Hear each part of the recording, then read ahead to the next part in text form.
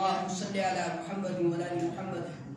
كما صليت على ابراهيم وعلى ال ابراهيم انك حميد مجيد. اللهم بارك على محمد وعلى ال محمد كما باركت على ابراهيم وعلى ال ابراهيم انك حميد مجيد. الحمد لله رب العالمين والصلاة والسلام على سيد الأنبياء والمرسلين وعلى آله وأصحابه أجمعين. أما بعد، أرسله بالحق بشيرا ونذيرا وداعيا إلى الله بإذنه وسراجا منيرا. فقد قال الله تبارك وتعالى في الكلام المجيد والفرقان الحميد: فأعوذ بالله من الشيطان الرجيم. بسم الله الرحمن الرحيم.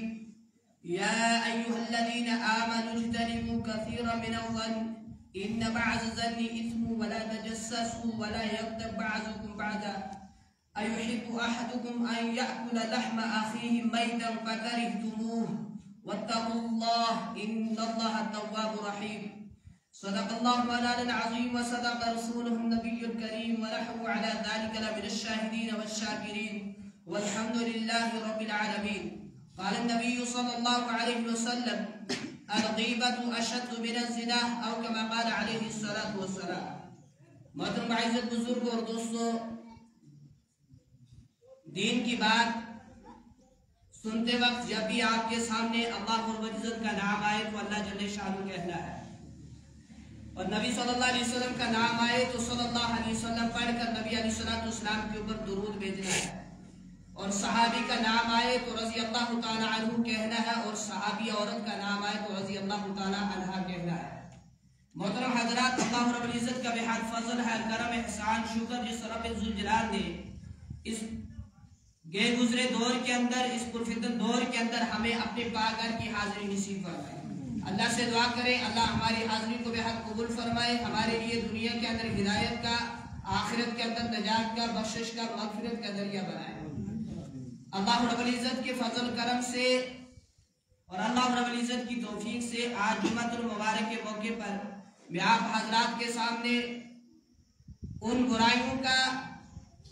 اور ان گناہوں کا تذکرہ کرنا چاہوں گا جو اس وقت معاشرے کے اندر عروج پر ہیں. ان میں سے ایک چیز ہے غیبت، دوسری چیز ہے عیب جوئی، اور تیسری چیز ہے بدگمانی. یہ تینوں کی تینوں چیزیں بزرگوں، اور ایک چیز ہے چغلخوری. یہ چاروں کی چار چیزیں معاشرے کے اندر بہت تیزی کے ساتھ پھیل چکی ہیں، اور یہ ساری چیزیں جو ہے وہ زبان کی دین ہے. غیبت بھی زبان کرتی ہے، چغلخوری بھی زبان کرتی ہے، اور کسی کے عیب تلاش کر کے دوسروں کے سامنے بیان بھی زبان کرتی ہے، اور چغلخوری بھی زبان کرتی ہے.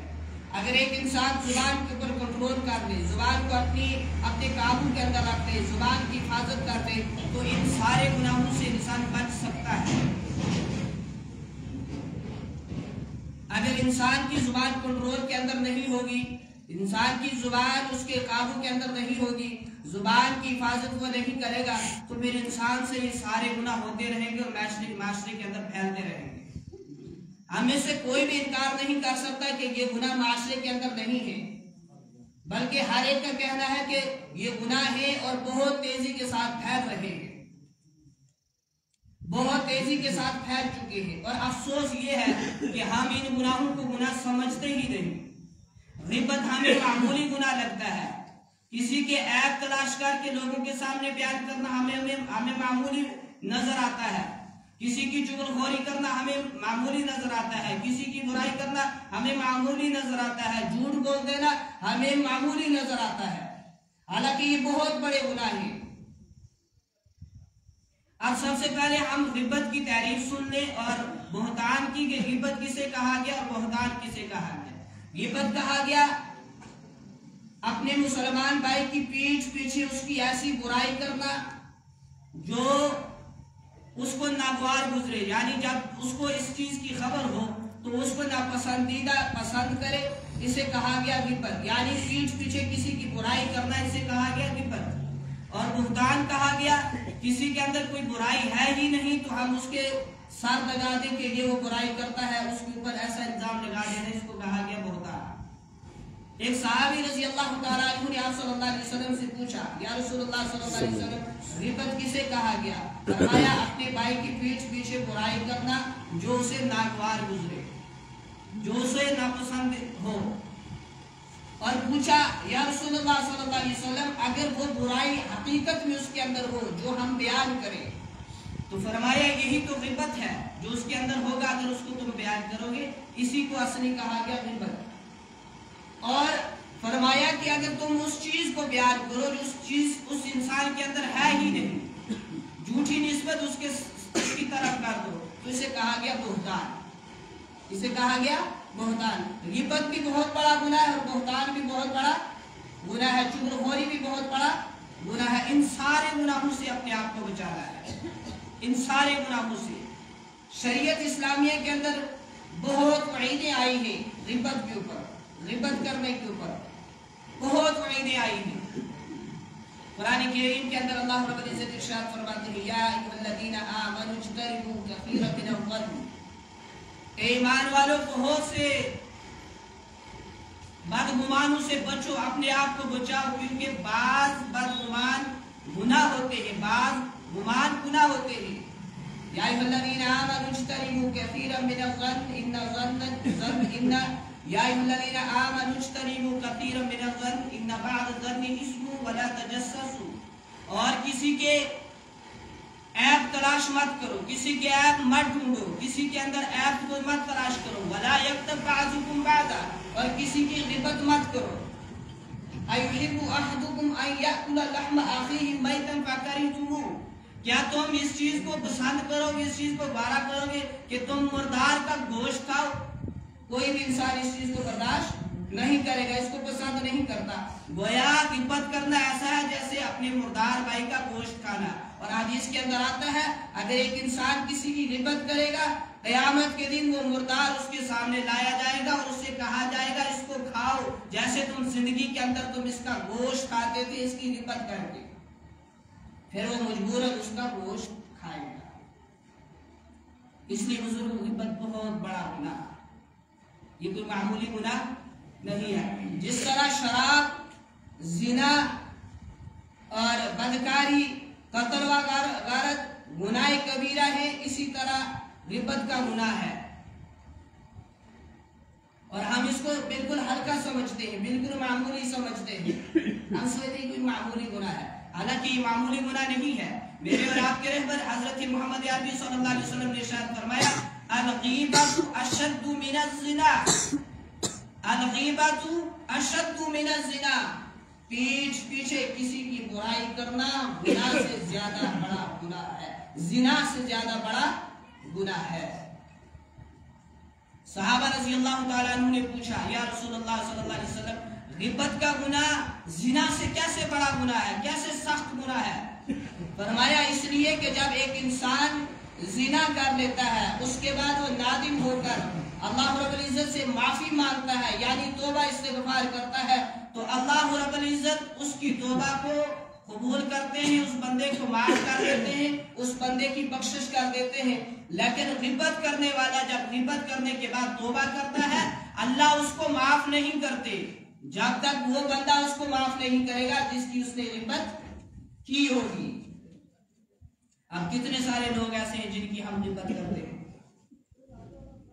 گویا ایک انسان غیبت کرتا رہے اور معافی اللہ سے مانگتا رہے، اس سے معافی نہ مانگے جن حضرات کی اس نے غیبت کی ہے، تو اس کی توبہ قبول نہیں ہوگی، اس کی معافی نہیں ہوگی۔ اب اس کی معافی کی صورت کیا ہے؟ اب ذہن کے اندر خیال آتا ہوگا یار ہر گناہ کے بعد توبہ ہے، تو انسان گناہ کے بعد توبہ کرتا ہے تو توبہ قبول کی جاتی ہے، اس کو معاف کیا جاتا ہے، لیکن یہاں کہا گیا کہ غیبت کرنے کے بعد اگر انسان توبہ کرے گا تو توبہ سے گناہ معاف نہیں ہوگا، تو پھر اس کی شکل صورت جو ہے، اس کی صورتحال جو ہے وہ کیا ہے؟ تو اس کی صورتحال یہ ہے، حضرت انس رضی اللہ تعالیٰ عنہ نے بیان فرمایا کہ اس کی صورتحال یہ ہے کہ ایک بندہ جب اس سے گناہ یہ ہو جاتا ہے جس کا غیبت کا گناہ، تو اس کے بعد اس کا کفارہ ہے، یعنی کفارہ لازمی ہے۔ اس کا کفارہ کیا ہے؟ ایک بندہ اپنے لیے بھی اللہ سے بخشش مانگے، استغفار کرے، اور اس بندے کے لیے بھی مانگے جس کی اس نے غیبت کی ہے۔ پہلے درجے کے اندر ہر ممکن کوشش کر کے انسان نے اپنے آپ کو غیبت کے گناہ سے بچانا ہے کہ ہم سے غیبت کا گناہ سرزد نہ ہو جائے۔ اگر غیبت کا گناہ ہو جاتا ہے اس کے بعد بندہ حاضر ہو یا غائب ہو، بندہ قریب ہو یا دور ہو، اس بندے کے ساتھ ملاقات کر کے اس بندے سے معافی مانگنی ہے۔ اگر وہ بندہ اس بندے کو معاف کر دیتا ہے تو پھر اللہ بھی اس کو معاف کرے گا، اگر وہ بندہ اس کو معاف نہیں کرتا تو اللہ بھی اس کو معاف نہیں کرے گا، کیونکہ اس کا تعلق حقوق العباد سے ہے۔ حقوق العباد جب تک بندہ بندے کو معاف نہیں کرے گا تو اللہ بھی معاف نہیں کرے گا۔ تو اب اگر اس کی ایک صورتحال یہ نہیں بنتی کہ ہم نے جن حضرات کی غیبت کی اب وہ اس دنیا سے انتقال کر چکے ہیں یعنی مر چکے ہیں، تو اب مردہ سے کیسے معافی مانگیں گے؟ تو اس کی صورتحال کیا رہے گی کہ انسان اپنے لیے بھی توبہ کرے، استغفار کرے، اللہ سے معافی مانگے اور اپنے لیے بھی بخشش کی دعا کرے اور اس کے لیے بھی کرے جس کی اس نے غیبت کی تھی۔ یہ اس کا غیبت کے گناہ کا کفارہ ہے۔ ایک انسان سوچے میں غیبت کرتا رہوں، اس کو خبر نہیں کہ میں نے اس کی غیبت کی اور معافی اللہ سے مانگتا رہوں تو اس کی غلط فہمی کا معافی نہیں ملے گی جب تک بندہ بندے کو معاف نہیں کرے گا۔ اس لیے آپ نے دیکھا ہوگا کہ جب کوئی مر جاتا ہے تو اس کے جنازے کے اوپر اکثر ہم اس چیز کے اوپر زور دیتے ہیں کہ بھائی اس کا کسی کے ساتھ لین دین کا جو معاملہ تھا، تعلق جو تھا، یا اس کے وارثین سے وصول کر دو یا اس کو معاف کر دو۔ اس کے اوپر کیوں زور دیا جاتا ہے؟ وہ اس لیے کہ حقوق العباد یعنی بندوں کے حق،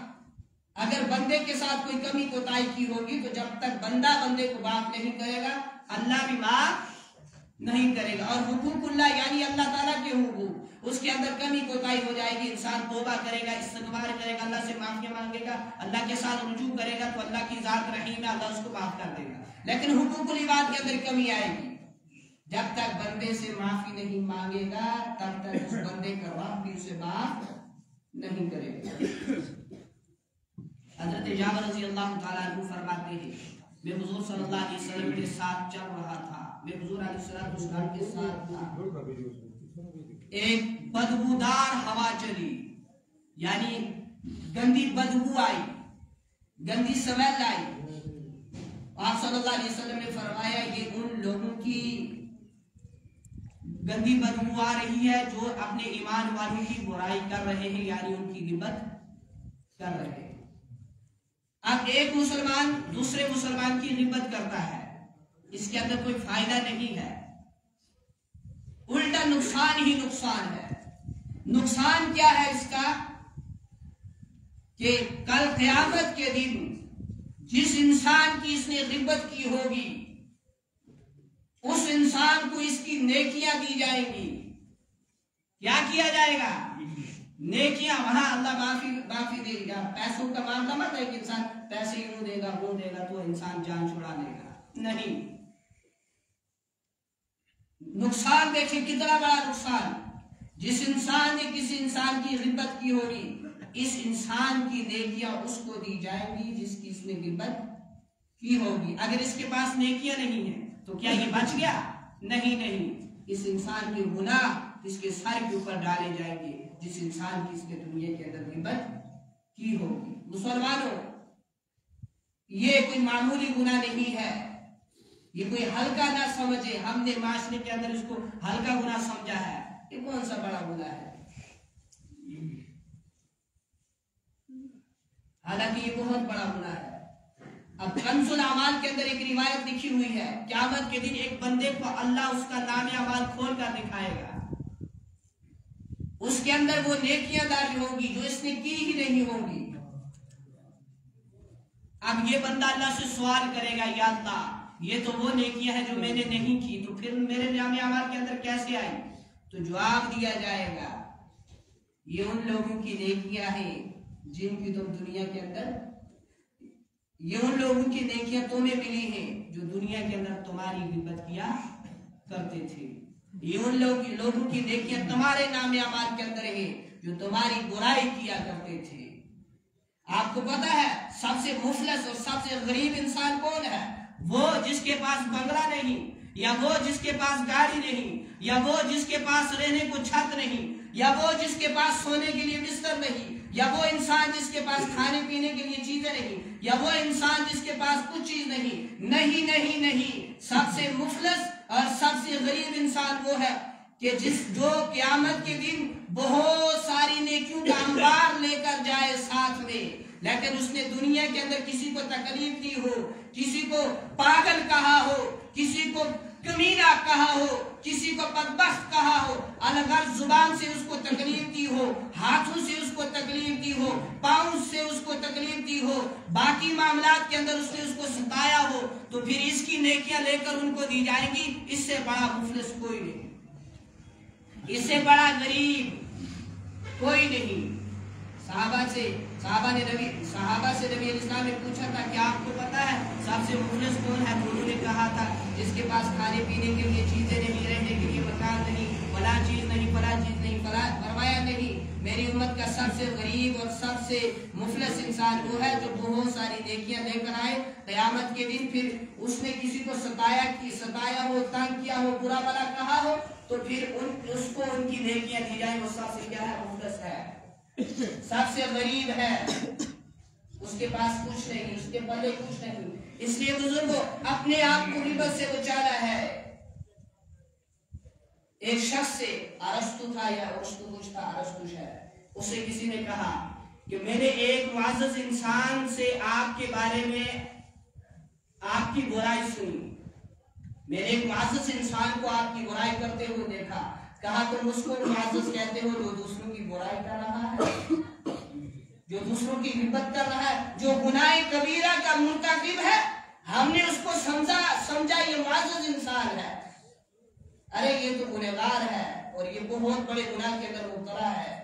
یہ جب تک بندے سے معافی نہیں مانگے گا رب بھی اس کو معاف نہیں کرے گا، ہم نے سمجھا یہ معزز ہے۔ اچھا ہماری نظروں کے اندر معزز کون ہوا؟ جو دوسروں کی غلطیاں نکالتا ہو، جو دوسروں کی عیب جوئی کرتا ہو، جو دوسروں کی چغلخوری کرتا ہو، جو دوسروں کی برائی کرتا ہو، جو دوسروں کی غیبت کرتا ہو، جو دوسروں کے اوپر طنز کرتا ہو، جو دوسروں کے اوپر تنقید کرتا ہو، یہ آ گیا ہماری نظروں کے اندر معزز۔ اسے ہم نے اپنی نظروں کے اندر بہتر سمجھ لیا ہے، اسے ہم نے معزز سمجھ لیا ہے۔ فرمایا وہ معزز وہ کیسے معزز ہے؟ جو دوسروں کی برائی کرتا ہے، غیبت کرتا ہے۔ بزرگوں غیبت کرنے کا کچھ بھی نقصان نہیں ہے، الٹا فائدہ نہیں ہے، الٹا نقصان ہی ہے کہ اگر میں غیبت کروں گا میری نیکیاں اس کو دی جائیں گی جس کی میں غیبت کروں گا، آپ اگر غیبت کریں گے آپ کی نیکیاں اس کو دی جائیں گی جس کی آپ غیبت کریں گے۔ تو معافی کی اس کی صورت ایک ہی ہے، وہ یہ ہے کہ اس کو سے معافی مانگنی ہے جس کی ہم نے غیبت کی ہے، اس سے معافی مانگنی ہے جس کی ہم نے برائی کی ہے، تب جا کر اللہ بھی ہم کو معاف کرے گا۔ دوسری چیز بزرگوں، جب انسان کسی انسان کے اندر عیب پائے، اب ایسا تو نہیں ہے کہ عیب انہی کی ہے تو زبان ہمارے ہی پاس ہے، نہیں، بلکہ عیب ہمارے بھی ہیں زبان ان کے پاس بھی ہے، ایسا نہیں ہے، انہی کے عیب ہیں، وہی عیبوں سے بھرے ہوئے ہیں، ہم پاک ہیں، ہم صاف ہیں، ہم بالکل پاک صاف ہیں، ایسا نہیں ہے، بلکہ عیب ہمارے بھی ہیں اور زبان ان کے پاس بھی ہے۔